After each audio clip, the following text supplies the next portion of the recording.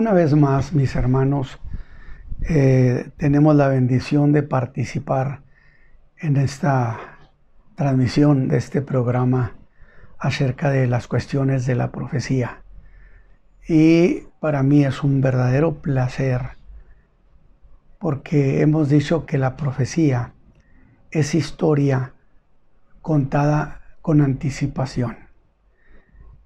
Pero yo le voy a decir algo a usted también esta tarde, que la profecía yo también la entiendo como una serie de sucesos que forman parte de un todo y que es muy común que se les vea como piezas sueltas solamente. Pero se ha dicho que no existen historias, sino que es una sola pieza, la historia de la raza humana. Como no hay misterio de la piedad o misterios de la piedad, tampoco hay misterios de la iniquidad, sino que son cosas de una sola pieza. Entonces, yo quisiera que como parte de un todo, pensáramos que es muy conveniente verlas en perspectiva, verlas como un todo, no como piezas aisladas. Aunque voy a hacer la aclaración que una de las razones por las cuales he dado tanto énfasis, tanto al arrebatamiento de la iglesia como a la segunda venida de Cristo, es porque justamente ese terreno profético, el arrebatamiento de la iglesia y la segunda venida de Cristo, propician muchas veces interpretaciones equivocadas que ponen al pueblo en tristeza, lo ponen conturbado, dijo Pablo en 2 a los tesalonicenses. Y no es casualidad que este tiempo tengamos tanto creyente muy preocupado de si la iglesia va a estar en la gran tribulación. Bueno, mire, yo voy a leerle a usted, por ejemplo, lo que le dicen a Pablo o lo que Pablo les dice a los hermanos de Tesalónica. Mire lo que les dice. En el capítulo 2 le dice: empero rogamos, hermanos, cuanto a la venida de nuestro Señor Jesucristo y nuestro recogimiento a Él. Es decir, viene por nosotros. Por cierto, voy a decirle a usted que Juan 14, la noche que el Señor fue entregado, el Señor Jesús da la materia prima de la doctrina del arrebatamiento, diciéndoles: no se turbe vuestro corazón ni tenga miedo. Y luego afirma: en la casa de mi Padre muchas moradas hay. De otra manera os lo hubiera dicho: voy pues a preparar lugar, para que donde yo esté, vosotros también estéis. De tal manera que esta declaración del Señor Jesús se convierte entonces la materia origen desde la cual viene la doctrina del arrebatamiento, que luego es Pablo el que desglosa, el que la explica. Como siempre, él es el que explica esta cuestión. Y mire usted qué estaba pasando con los hermanos. Están muy preocupados, muy preocupados, porque había informes de gente malintencionada o bien de gente mal informada, que no entendía las cuestiones de la fe, pero se atrevía a querer explicarlas, cosa que es muy común en este tiempo. Pablo les dice: no os mováis fácilmente de vuestro sentimiento, ni os conturbéis ni por espíritu, ni por palabra, ni por carta como nuestra, como que el día del Señor está cerca. Ahora, yo le dije, esto lo resolvemos con una cierta lógica. Dice Pablo que los hermanos de Tesalónica estaban alarmados. ¿Por qué razón? Porque les habían dicho supuestamente que el Espíritu decía, que Pablo les escribe una carta donde les decía, que un profeta decía, que el día del Señor estaba cerca. Muy bien. Lo hago para distinguir solamente qué es precisamente la venida de nuestro Señor Jesucristo y qué es el día del Señor. Mire, es muy sencillo. Si los hermanos esperaban que viniera el Señor Jesús por ellos, lo menos que podían es alegrarse si alguien les dijera, dice el Señor que ya viene pronto por ustedes, que ya viene por la iglesia. Si los hermanos de Tesalónica amaban con todo su corazón la venida de nuestro Señor Jesucristo por la iglesia, ¿por qué tenían que estar tristes, conturbados, llenos de temores? Por una razón, porque el día del Señor es una referencia precisamente a la segunda venida de Cristo, cuando viene a establecer su imperio, a establecer su reino. Y entonces ellos sabían por Pablo que si el día del Señor estaba cerca y ellos estaban todavía aquí en Tesalónica, en la tierra, les dio tristeza porque pensarían que el Señor vino y no se los llevó, que se quedaron. Porque de otra manera, ¿por qué iba a preocuparlos la idea de que el Señor estaba cerca? Al contrario, se alegrarían, estarían emocionados. Dice, no os engañe nadie de ninguna manera, porque no vendrá el Señor sin que antes venga la apostasía y se manifieste el hombre de pecado. Que hicimos una aclaración en virtud de que la venida del Señor por la iglesia y la segunda venida de Cristo a la tierra son dos sucesos muy cercanos entre sí. Es decir, yo dije, si quiero ser radical, diría que a una distancia de 7 años cada uno. Y entonces las señales a veces de uno se interpretan como si fueran las señales del otro. Tanto el arrebatamiento de la iglesia como la segunda venida tienen sus propias señales y tienen sus propios sucesos. Y estamos precisamente viendo donde Pablo les explica a los hermanos que no se preocupen, que todas las cosas están bien. ¿Por qué? Porque el arrebatamiento a la iglesia no ha sucedido. Que no se preocupen porque les dice alguien que el día del Señor está cerca. Si el día del Señor, insisto, hubieran entendido que era cuando viniera por la iglesia, entonces sí estuvieran alegres en vez de espantados, en vez de preocupados. Entonces yo creo que esta cuestión define que los hermanos estaban preocupados pensando que el Señor ya había venido por la iglesia, que ya se había dado el arrebatamiento y que ellos se habían quedado y que allá cerquita estaba la venida del Señor, es decir, el día del Señor. Separamos entonces esas cuestiones tan interesantes. Pero yo creo conveniente, hermanos, hemos hablado de muchas cosas, porque la profecía es el suceder de muchas cosas, la suma del suceder de muchas cosas. Y usted y yo tenemos que estar muy atentos para no perder la pista. Ahora, todo esto conviene que juntemos las piezas de lo que hemos hablado y las veamos en perspectiva.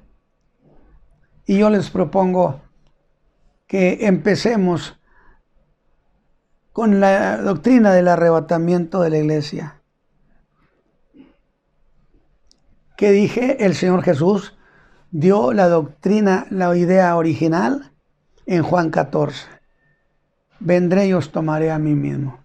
Ahí está el contenido. Pero que fue Pablo el que desglosó esta doctrina del arrebatamiento de la iglesia. Desde luego estuvo Pedro, estuvo Juan, que no omitieron ese detalle del arrebatamiento de la iglesia. Entonces vamos a partir de que el Señor ha levantado la iglesia, suceso número 1, vamos a llamarlo, dentro de esa perspectiva global o total. El Espíritu Santo es el que va a levantar a la iglesia. Siempre decimos, el Señor levanta a la iglesia. Es cierto que es por una orden del Señor, por el tiempo del Señor ha llegado. Imagínense que el Señor diga, el tiempo ha llegado, y se convoque a su pueblo, a su iglesia. Pero Pablo dice en Romanos 8:11, y si el Espíritu de aquel que levantó a Jesús de los muertos, es decir, si el Espíritu Santo, porque Jesús no se levantó por sí mismo de la tumba, aunque podía hacerlo, ¿se acuerda de la explicación? Es decir, el Señor podía hacerlo, pero entonces ya no sería semejante a nosotros, porque no hay un solo hombre que se pueda levantar por sí mismo de entre los muertos. Y el Señor y nosotros tenemos un suceder semejante al del Hijo de Dios. Y el Hijo de Dios esperó que lo levantara. Y dice Pablo, y si el Espíritu de aquel que levantó a Jesús de los muertos mora en vosotros, vivificará también vuestros cuerpos mortales. Es decir, Él produce la resurrección. El Espíritu Santo causa la revolución de los creyentes de todos los tiempos para llevar a cabo lo que se conoce como la primera resurrección. Entonces, tenemos el primer asunto, ahí tenemos eso, el arrebatamiento de la iglesia. Y yo hice una aclaración que era muy propio, o era muy cierto que se podía de pensar que la última semana profética de Daniel, que estaba suspendida, acuérdase de eso, la semana 70, dijo, 70 semanas están determinadas sobre tu pueblo y tu santa ciudad. De tal manera que se habían cumplido 69, quedaba pendiente una, la semana profética de Daniel, a la que los ojos de los creyentes, de los intérpretes, de los exegetas, siempre se han volcado hacia esa semana profética, que es la última semana de Daniel. Y yo digo, cuando el Señor levanta la iglesia, por cierto, se termina el tiempo de la plenitud de los gentiles. Acuérdese de eso. Por eso los puse como referencia al tiempo de los gentiles y a la plenitud de los gentiles. Se ha terminado la época de la gracia, de la convocatoria al mundo gentil para salvación. Ya no hay predicadores de Cristo en la tierra. Entonces, se termina la plenitud de los gentiles y necesariamente corre tiempo, de tal manera que a partir de allí a 7 años se cumple la última semana, a partir del arrebatamiento de la iglesia. Puede haber otras explicaciones, pero esta es la que más consistente. De tal manera entonces que corren esos 7 años, empieza a correr la semana Y son 3 años y medio de paz. Punto número 2, para que usted vaya formando un cuadro de cosas. La media semana, la mitad de la semana profética, es un tiempo de paz en el que está gobernando el anticristo, que hice la aclaración también. La iglesia habrá de conocer la manifestación del hombre de pecado, lo dijo Pablo.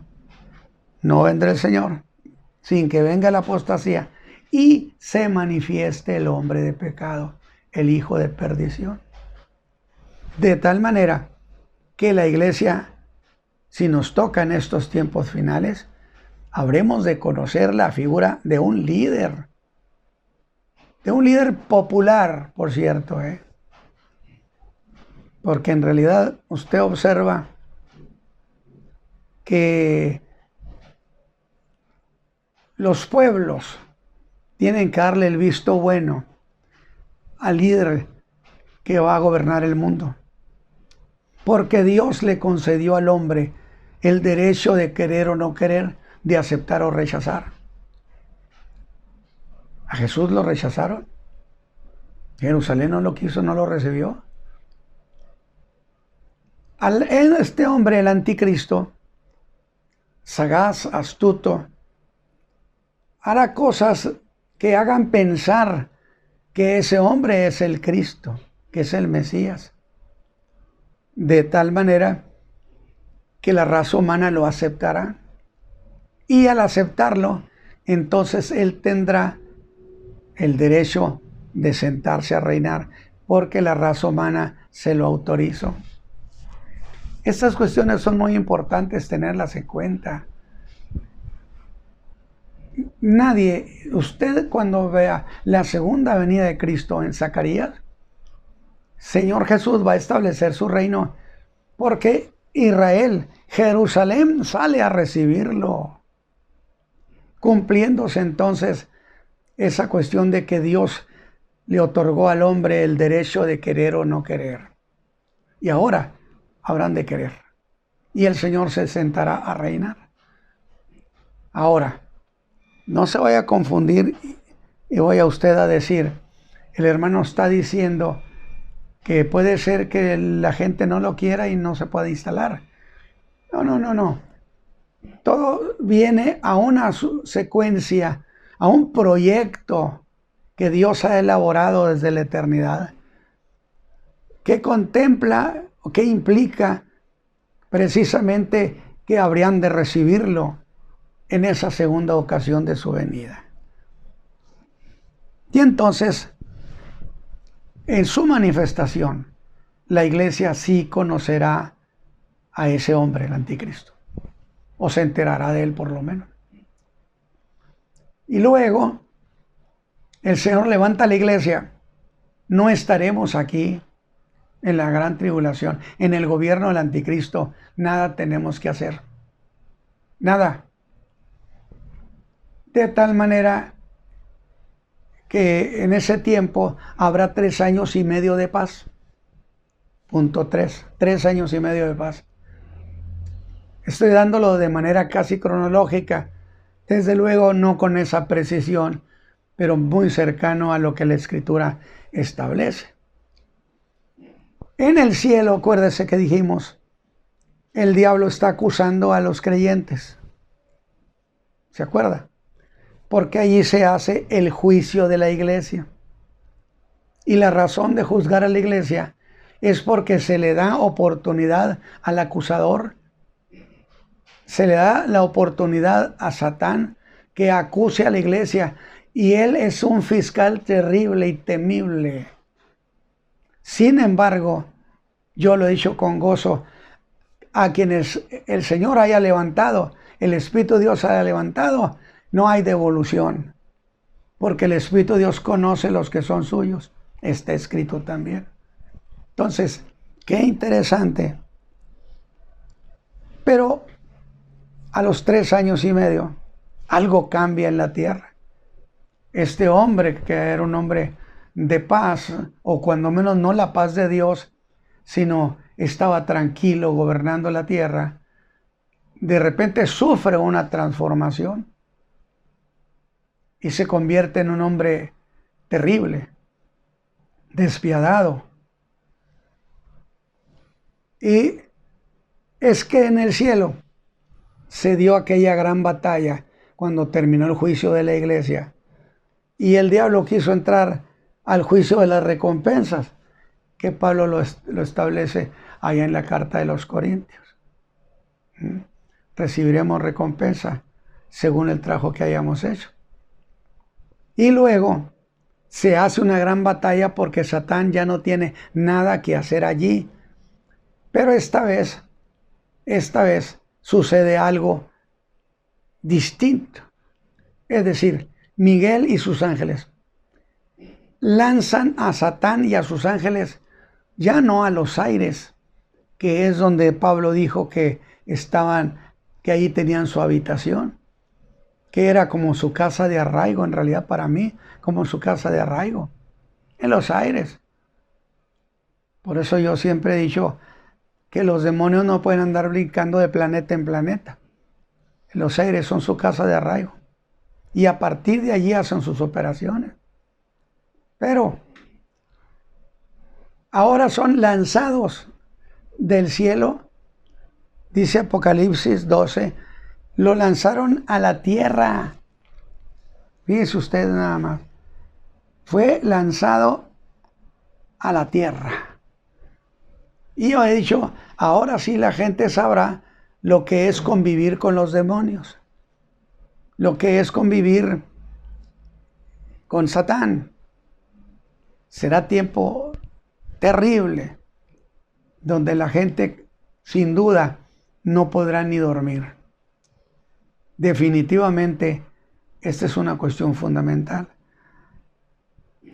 Y entonces, a los 3 años y medio, punto número 4, a los 3 años y medio, todo cambia. Y el anticristo se lanza contra Israel en un intento violentísimo para aniquilar a esa nación. Porque el diablo, dice Apocalipsis 12, esperaba devorar al Hijo. Apocalipsis 12, léalo. Esperaba devorar al Hijo. Pero el Hijo fue levantado al cielo. Jesús, el Hijo de Dios, está sentado a la diestra de su Padre. Y entonces se fue contra la mujer que dio a luz a ese hijo. ¿Quién es esa mujer? Precisamente es Israel, quien nos dio a ese hijo. Y ahora sí, empieza lo que la Escritura enseña, lo que Daniel dice en capítulo 12, versículo 1. Y será tiempo de angustia, cual nunca fue desde que hubo gente hasta entonces. O sea, un caso único.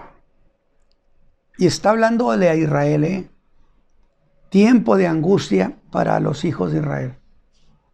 Habrá angustia también para el mundo, pero este es para Israel. Porque las 70 semanas, y el caso del Daniel 12, estamos dentro de la semana 70. Y todas las 70 semanas tienen que ver solo con Israel.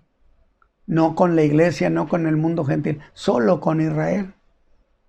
De tal manera entonces que lo que Daniel está diciendo es algo que va a suceder durante la semana 70.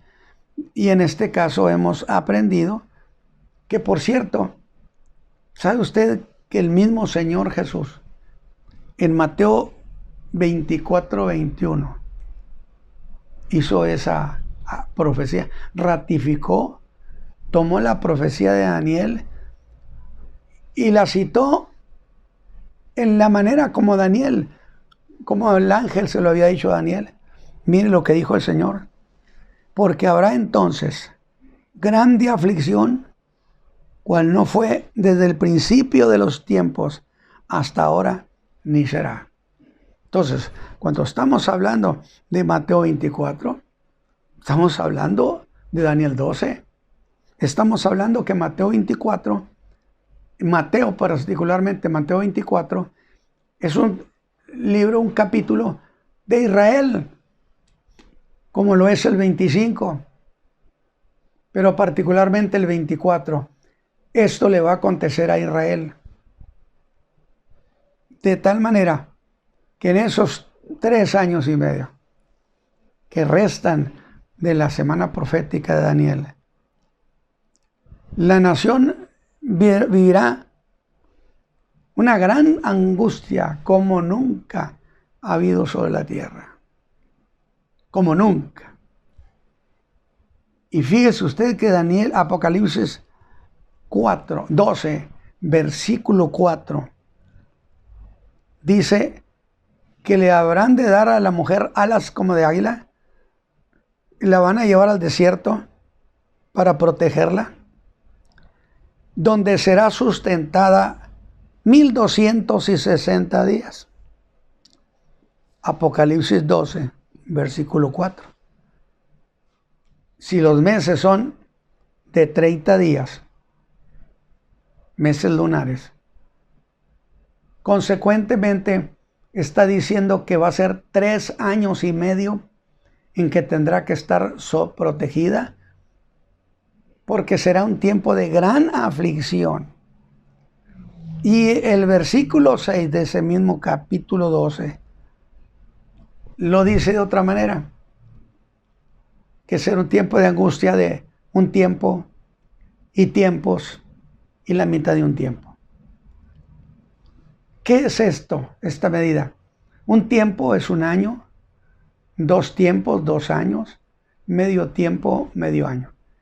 Si hacemos la suma, 1 más 2 más medio, tenemos de nuevo los mismos 3 años y medio en que haber esa angustia, que es producto, yo dije, del revanchismo de Satán. Ahora, sobre el mundo, claro que habrá angustia, tribulación. Los juicios de Dios vienen sobre la tierra, vienen sobre la tierra. Apocalipsis 16, 19. Apocalipsis 16, 19. Dirá, 16, 19. Dice, y las ciudades de las naciones cayeron, y la grande Babilonia también vino en memoria delante del Dios para darle el cáliz del vino del furor de su ira. No voy a entrar todavía allí. Pero usted está viendo aquí las sentencias sobre las grandes ciudades del mundo gentil. Se cayeron todas en uno de esos juicios que Dios mandó. Pero Dios no los está mandando contra Israel.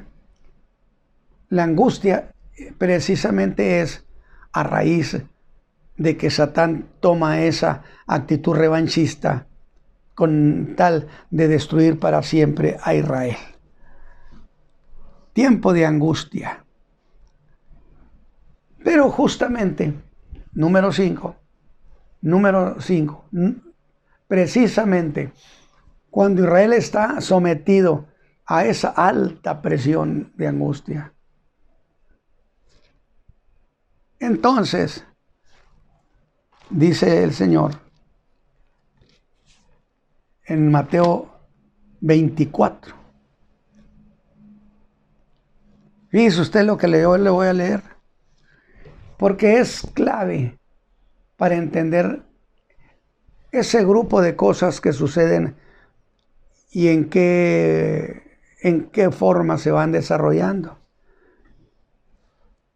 Dice el Mateo 24, 19, clarito, y luego después de la aflicción de aquellos días, 3 años y medio de aflicción de Israel, no del mundo, de Israel, porque la profecía es para Israel, no es para el mundo gentil. El mundo gentil ya tuvo su plenitud gentil Ahora viene el tiempo de Israel. Y después de la aflicción de aquellos días, eso es lo que pasa. De repente, dice Jesús, el sol se oscurecerá y la luna no dará su lumbre y las estrellas caerán del cielo y las virtudes de los cielos serán conmovidas. Estas son las señales que preceden a la segunda venida de Cristo, que es un movimiento envolvente profético. Muchos profetas, dijo el Señor, vendrán. Un movimiento mesiánico envolvente, muchos Cristos. ¿Sí? No tenemos eso nosotros. Esto es tiempo de Israel. Semana 70 de Israel, que tiene que ver solo con el pueblo de Israel. 70 semanas están determinadas sobre tu pueblo y tu santa ciudad. Y que yo digo, para que nadie se invite a una fiesta que no es la suya. Ahora, dice, después de aquellos días de aflicción. ¿Cuáles? Esos 3 años y medio de aflicción. ¿Qué es lo que va a suceder?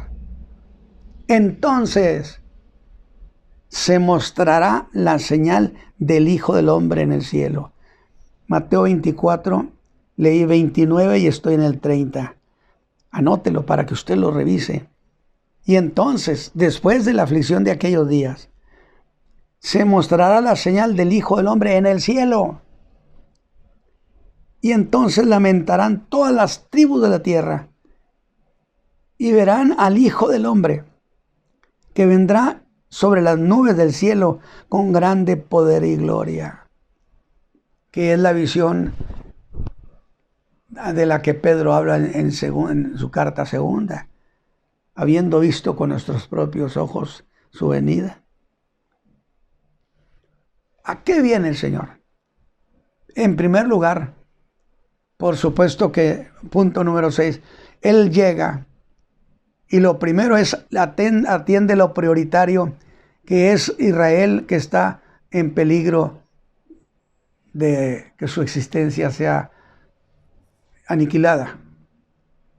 Y entonces lo que hace el Señor viene y, como según el capítulo 16 de Apocalipsis, quien ha reunido a tanta gente contra Israel en esa guerra llamada Armagedón,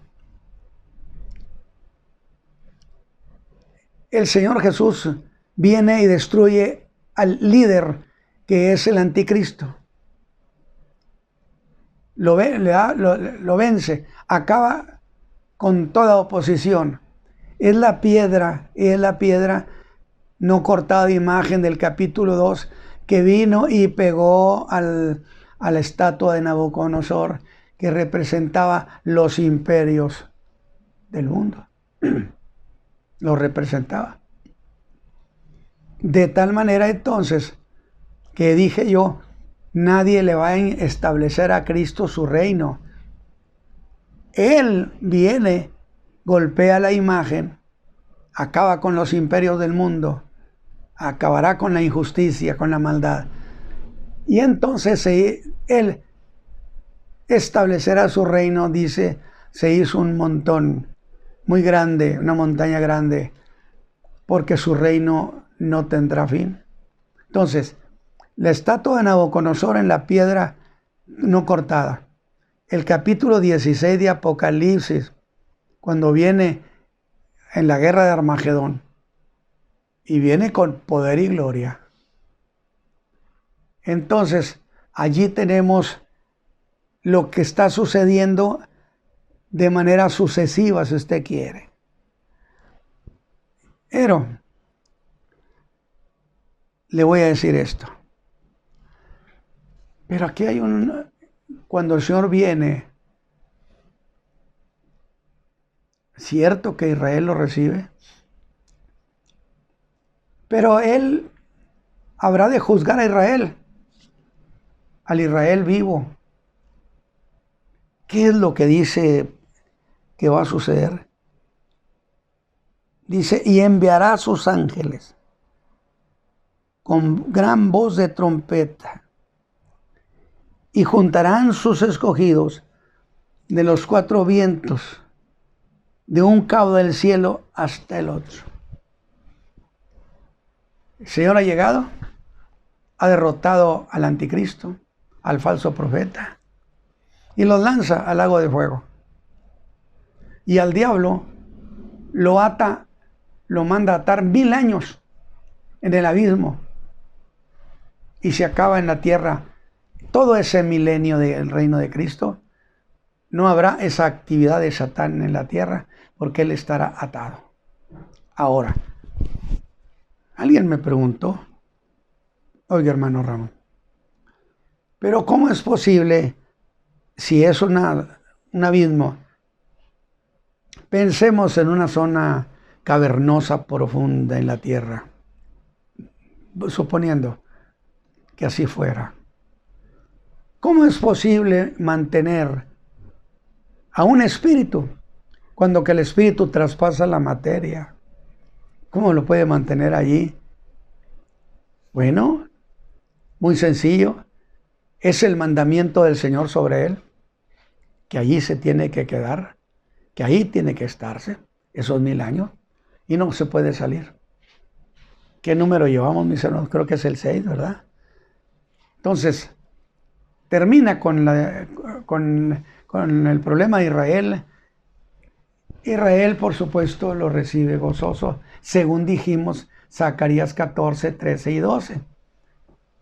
Mirarán las heridas que tiene en sus manos, le preguntarán de qué se trata, se los comentará. El Espíritu de Dios les abrirá el entendimiento y mirarán, dice, a mí, a que fue el que traspasaron. Una conversión masiva, ¿sí? Sin que por eso no sea individual. Porque aunque sea una conversión masiva, nunca desaparece el derecho de tomar decisiones personales, de la soberanía de cada persona. Por eso, no hay mayor servicio que el servicio voluntario a Dios. Si amares de todo tu corazón, de toda tu voluntad. Porque con la voluntad, he dicho, es la materia prima con la que Dios trabaja. Muy bien, pero entonces aquí tenemos un detalle. Creo que sería este ya número 7, algo así, número 8. Dice que va a enviar a sus ángeles a los 4 cabos de la tierra para que le traigan a sus escogidos. Y voy a hacer una aclaración. Esos escogidos no son la iglesia. Esos escogidos son los hijos de Israel. Porque es un pueblo elegido, es un pueblo escogido. Son terminología que se usa con Israel. Aunque la iglesia también es elegida y es escogida. Pero específicamente el versículo 24 no está hablando de la iglesia. Vea el contexto. Todo el capítulo 24 tiene que ver con Israel. Donde dice, procura no huir en sábado. Y yo le digo a usted, ¿usted tiene miedo de moverse en sábado o qué? Es un asunto estrictamente de Israel, para que no se anote usted y no se apunte. Esto es de ellos, es de los hijos de Israel, pues que sea de ellos, hay que dejárselos. Y por lo tanto ordena que vayan a los 4 cabos de la tierra y le traigan a sus hijos, se le traigan a sus escogidos, a sus elegidos. Y es una palabra muy propia que Dios usa con Israel. Mis escogidos, mis elegidos. Yo te elegí. Entonces, cuando usted lee aquí en Mateo 24, 31, enviará a sus ángeles con gran voz de trompeta y juntarán sus escogidos. ¿De dónde? De los 4 vientos, de toda la tierra, en una operación que no es el arrebatamiento, porque el arrebatamiento es hacia arriba, una especie de abducción, por así decirlo, hacia arriba. Arrebataré, vendré y los arrebataré, los llevaré conmigo, para que donde yo estoy, ¿dónde está? Él subió al cielo, pues vamos a subir con Él. No hay que perder la idea. Mientras que en este caso son traídos. Son traídos. ¿A dónde se los traen? Eso es muy interesante, esta cuestión. Dios, el Señor Jesús, hará un rescate de todos los hijos de Israel de toda la tierra, de manera soberana. Mandará a sus ángeles. No son un grupo de personas, ni una organización, ni una asociación. No, son los ángeles los que van a ir por toda la tierra y se los van a traer. Digo, no le podría yo explicar en qué manera, porque no es arrebatarlo, es trasladarlo. A estos otros, a nosotros nos levantan, a estos los trasladan de un lugar a otro. ¿Y a dónde se lo llevan? Mire, yo les edité a ustedes el libro de Ezequiel. ¿Se acuerda usted cuando venían de Egipto, allá por el libro de los Números? Cuando llegaron a un lugar, el desierto de gentes, allá llamado Cades Barnea, donde Moisés envía 12 espías para que vayan por la tierra y les den un informe. El informe que dieron fue terrible, que lo que Dios les había dicho no era tal cosa, una especie de, esto es un fraude. ¿Qué va a pasar con nuestros hijos? Y a partir de ese momento, Dios les dice, no entrarán a la tierra. Y en cambio van a entrar sus hijos, estos chiquitos de hoy, son los que van a entrar. ¿Y qué hizo con ellos? Por 40 años, dice, anduvieron en el desierto. Por 40 años, hasta que murieron toda esa generación rebelde. Y entrarían con Josué, que es un Joshua, que es un Jesús. Es el que los metió a la tierra, a esa nueva generación. Una generación incluso que no tenía cultos a Dios. Lo dijo Esteban en su discurso, en su defensa. Me ofrecisteis holocausto en el desierto de Israel. ¿No traías a la estrella de vuestro Dios Renfam, que te la trajiste de Egipto? Por eso muchos judíos ortodoxos dicen que la estrella de David no es tal cosa, que nunca existió esa estrella como símbolo del reinado de David. Eso es lo que dicen ellos. Y es muy razonable, porque le reconocen como a la estrella del dios Renfam. De Satán donde quiera se cuela, así que ni se admire. Satán donde quiera se mete. Pero entonces allí se quedó la historia trunca. ¿Dónde? Allí en Cades Barnea. Allí se terminó para esa generación. Ahora resulta que esos ángeles se los van a traer, sí, pero se los van a traer a Cades Barnea, al desierto de gentes, que si le hace usted seguimiento, va a parar precisamente en el libro de Números, y cuando están en Cades Barnea y la rebelión que sucedió y que Dios los desechó, que no entrarían a la tierra. Y es usted lo que dice Ezequiel capítulo 20, versículo 33. Vivo yo, dice el Señor Jehová, que con mano fuerte y brazo extendido y enojo derramado, tengo de reinar sobre vosotros. Voy a reinar sobre ustedes, pero con mucho enojo.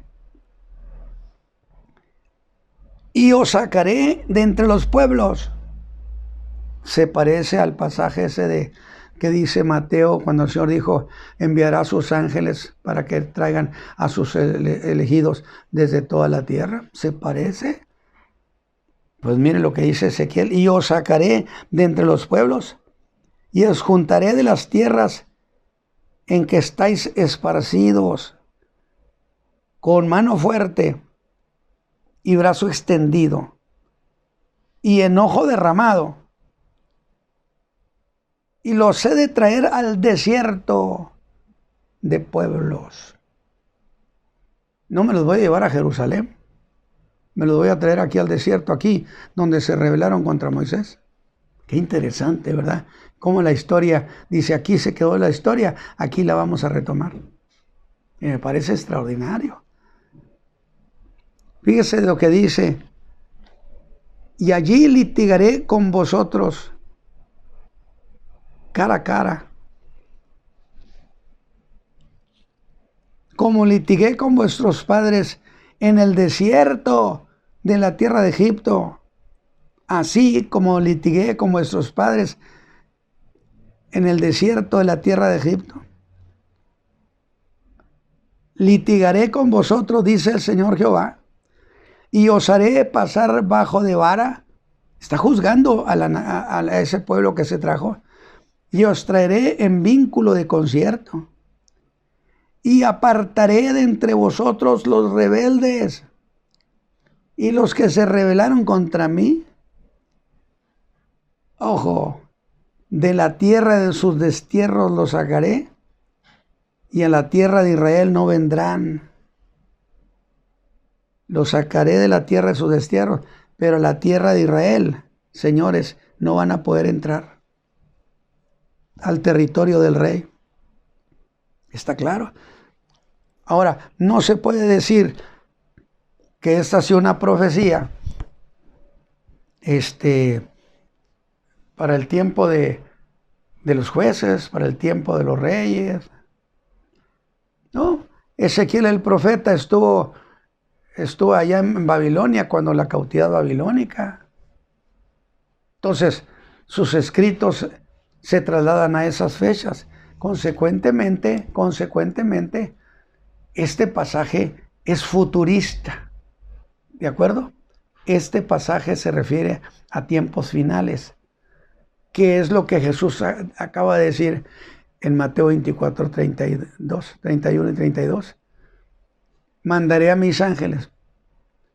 ¿Cómo los transportarán? Bueno, pues imagínense la capacidad de los ángeles. En un instante los sacan del extremo de la tierra y ya están acá. ¿En dónde es esto? En el desierto de Cades Barnea. Allí donde el pueblo se rebeló antiguamente. No hay duda que Dios no deja causas pendientes, ¿verdad? Dios no deja hilos sueltos. En su momento trae juicio. Y os haré pasar, dice, por vara. Y los sacaré de entre los pueblos, pero a la tierra de Israel no entrarán. Eso no le dice que muchos de los hijos de Israel, de los hijos de Abraham, no podrán entrar. Y yo creo que el Evangelio de Mateo es muy duro en ese sentido. Yo dije, ¿qué cosa es entrar al reino de los cielos? Pues es entrar al territorio del rey. ¿De dónde a dónde? De donde Dios le prometió, desde el río de Egipto hasta el Éufrates. Esas son las fronteras. Y aunque sean hijos de Abraham, no podrán entrar. No podrán. Si no, más vean las discusiones que tuvieron con Jesús allá en Juan 10. Nosotros somos hijos de Abraham. Y no somos pecadores. Si tú eres un endemoniado por andar diciendo eso. Tú eres un samaritano. Que era una manera de decirle, tú estás poseído. De tal manera que estas cosas nos llevan muy, muy cerca de esos tiempos. No entrarán. Y entonces, número 8, ahora ¿qué sucede? Ya juzgó a Israel, ya sentenció a muchos a no entrar. No van a entrar. Acuérdese de aquella parábola de la boda, que encontraron a uno ahí que no estaba vestido de boda y le preguntaron que cómo había estado, cómo había entrado. Lo echaron, échenlo a las tinieblas, échenlo afuera a la oscuridad. Él entró aquí, pero no entró legítimamente. Muchas cosas muy interesantes. Ahora, mire, hermano, Cristo va a establecer su reino milenial, pero ahora habrá de juzgar a las naciones vivas en Mateo 25 con relación a su conducta con Israel. En relación a su conducta que tuvieron con Israel, ellos serán juzgados. Allá por Mateo 25. ¿Se acuerda usted de esa parábola donde pasaban frente a él y les decía: me viste hambriento y no me diste de comer, me viste sediento y no me diste de beber, me viste en la cárcel y no me visitaste? Y le hace un resumen de desinterés y abandono por su pueblo. Y ellos le dicen: pero ¿cuándo te vimos y no en la cárcel y no fuimos? ¿Cuándo te vimos hambriento y no te dimos de comer? El Señor Jesús les dirá: por cuanto no lo hiciste a estos mis pequeñitos. Esos pequeñitos son Israel, no es la iglesia. En donde sacamos la idea de que entre los que se quedan y los que no se quedan va a haber ese tiempo de separación. Tú te vas, tú te quedas. En un abrir de ojo, el Señor levanta a su pueblo, a la iglesia. En un abrir de ojo, en un tiempo infinitesimal, el mínimo, ya estamos con el Señor. Entonces, ¿a qué horas se pudo o tuvo tiempo para esa separación? No, este es el juicio de las naciones vivas que se hace en el valle de Josafat. Acuérdense que cuando el Señor pone su pie en el monte de las olivas, se abre en un gran valle. Y en ese valle habrá de juzgar a esas naciones. Y los condena. Los sentencia por haber menospreciado a su pueblo. Pero luego vienen otros. Estos son los corderitos. No es la iglesia. Y a eso les dice: me viste hambriento y me diste de comer. Me viste sediento y me diste de beber. Me diste en la cárcel y fuiste a verme. Ellos sorprendidos dirán: ¿cuándo hicimos esto? Nunca te vimos. Y entonces el Señor les dirá: por cuanto se lo hicieron a estos mis pequeñitos, pueden entrar al reino de mi Padre, a mi reino. Pueden entrar al reino. Gente de oriente y de occidente estarán en la mesa con Abraham, Isaac y Jacob. Qué interesante. Pero ellos no son gente, no son la iglesia. Son gente diversa que ayudó. Y usted la importancia que tuvo para ellos que favorecieron a Israel. Pero que la favorecieran por razones muy sanas, no ilegítimas, no de intereses políticos o geopolíticos. No. Por razones humanitarias, por afecto. Y a ellos el Señor les va a recompensar. Que podrán estar en la mesa con su Padre, en aquel banquete precioso que habrá en el territorio del rey, en el palacio del rey. Ahí nos vamos a quedar y luego ya estaremos entrando a Apocalipsis. Vamos a arrancar desde tiempo de los gentiles. Tiempo de los gentiles nace la iglesia y ahora sí entramos a Apocalipsis, que es el tiempo, por un lado el tiempo de los gentiles y por otro lado la plenitud de los gentiles. Que Dios les bendiga, mis hermanos, y que sea una oportunidad para ver que nos espera un futuro muy hermoso, que nos espera un tiempo de calidad. A la tierra, esta tierra tan maltratada, le esperan tiempos muy buenos. Florecerá el desierto. Los ríos y los mares serán sanados. De tal manera que puedo decir, a la tierra le espera un tiempo de calidad. La tierra volverá a dar su fruto. La redención de la tierra implica que vuelva a hacer las cosas como eran al principio, cuando Dios creó las cosas. Tierra, qué gran futuro te espera por mi Dios. Y a los hijos de Dios que vendremos con él. Por eso dice que la creación misma gime esperando la manifestación de los hijos de Dios. Es decir, cuando Jesús venga, nos manifestaremos con él.